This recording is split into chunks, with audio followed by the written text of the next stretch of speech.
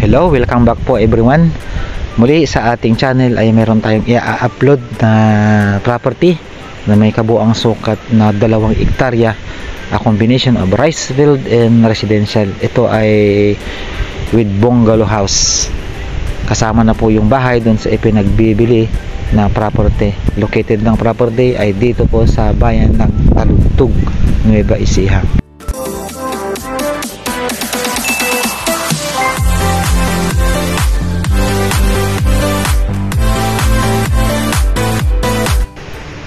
Sa picture na ito yung labas na bahagi ng kanilang bahay before going entrance.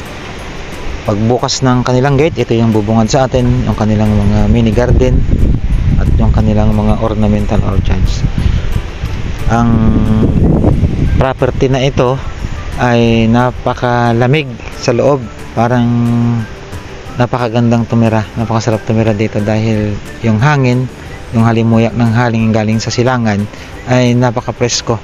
Kaya kung ikaw ma'am sir ay naghahanap ka ng bahay at the same time ay mayroon ka ring binubukid, ito ay baka ang para sa iyo. Meron silang mini garden, tapos yung bukid nila yan na diretso na hanggang doon.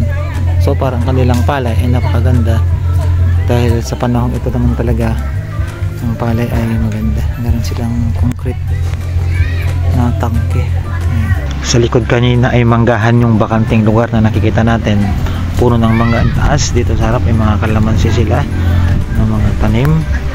At ito yung kanilang harap na bahagi ng kanilang bahay. Yung kanilang entrance papasok ay simentado na hanggang dun sa kanilang garahe. Yan. Maganda dito sa kanila. Maganda yung bahay nila. Sabi ng mga-ari, ayaw na nilang sarang ibenta dahil okay na sila dito. Pero dahil sa kumunal pa sa kanilang magkakapatid at may nangailangan ng pera, napagdesisyon na nilang ibenta ang property. Yan. Oh, yung kanilang palay, ang ganda ng kanilang palay. Yan.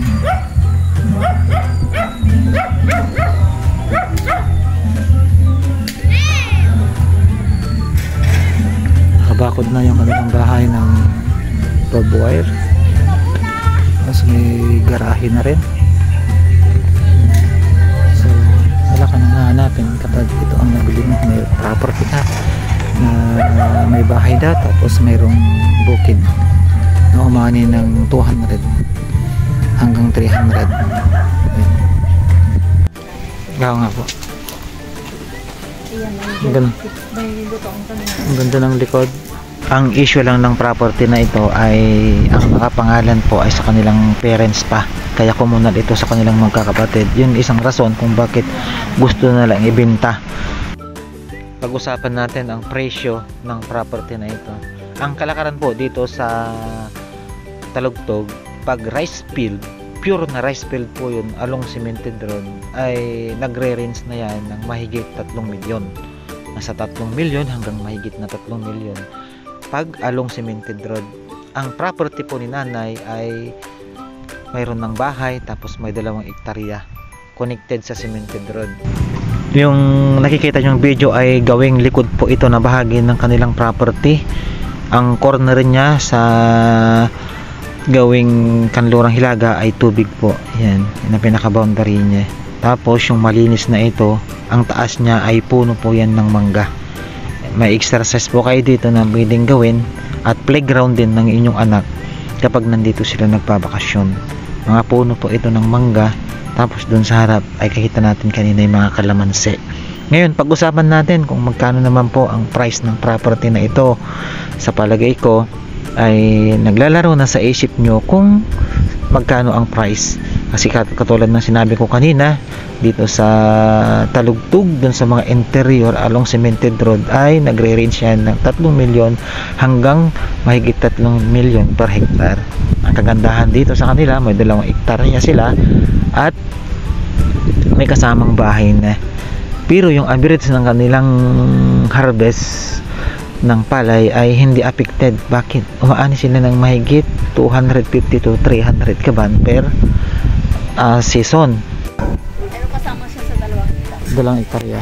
Wala pong labis po doon, madam. Walang labis sa 2 hektarya. Wala. Sakto. Sakto. Kung galing ka sa mga toxic na lugar tapos gusto mong tumira sa ganun ng tahimik. Ang ganda.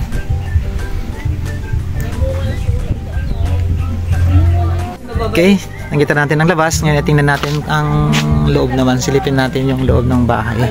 Kasi doon sa binibenta kasama na po itong bahay. Natin ang loob. Ito, para magkaroon kayo ng idea kung ano yung loob ng bahay nila. Maganda. Nice na. Yan. Dito yung kusina namin. Ito yung kanilang dining. Dalawang kwarto. Tapos mayroong 2 kwarto. Yung kwarto namin. Civic light. Ayan. Yan po yung kanilang May CR siya. May CR siya dun. Kwarto. At mayroong kasamang CR. Ito, pangalawang kwarto. Ganyan din naman yung kagawa niya. Ganda na CR din po yan sa loob. Walang CR to. Kaya lang makalat yung ano namin. Yan po yung kanilang isang kwarto. Tapos CR po ito. Yan po ito. CR sa labas. CR naman. Sige mo. Ano siya, finish siya. Sige, okay na po. Yung loob, ganun din. Okay. Mas maluwag ng konti lang yung isa. Hindi ka na. Hindi ka na. Hindi ka. 2018 po ito na ipatayo. So, ibig sabihin, pagkagaling nyo ng Pampanga, Subic. ay Subic, tinayo nyo na po itong bahay. Dito yung kusina namin. Ito naman yung kanilang kusina. Ay, hindi ako picture namin. May CR pa dito.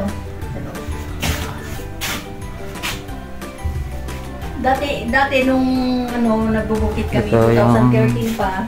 palabas. Ito yung ano namin, tirahan Ito namin. kitchen nila. Ito lang siya. Nung dumating po kayo, 2013 kami nagbubukit. apa. Pagka nandun pa kami sa Subic noon, hindi kami pag ganyan-ganyan lang kami. Ito ang tirahan namin, wala pa yan. Ginawa niyo. Tinayo na. Tinayo niyo yung kabila. Binuksan na lang namin. Kaya may isang kwarto pa. Ito yung kwarto niyo noon. Oo. Ito lang tingaan mo namin. Ngayon, pinalaki niyo. Kaya may CR pa kami isa. Ito. Meron pa palang CR dito. Ayan. Ito yung old house nila noon. Ayan, kita nyo na po. Magkaroon na po kayo ng ideya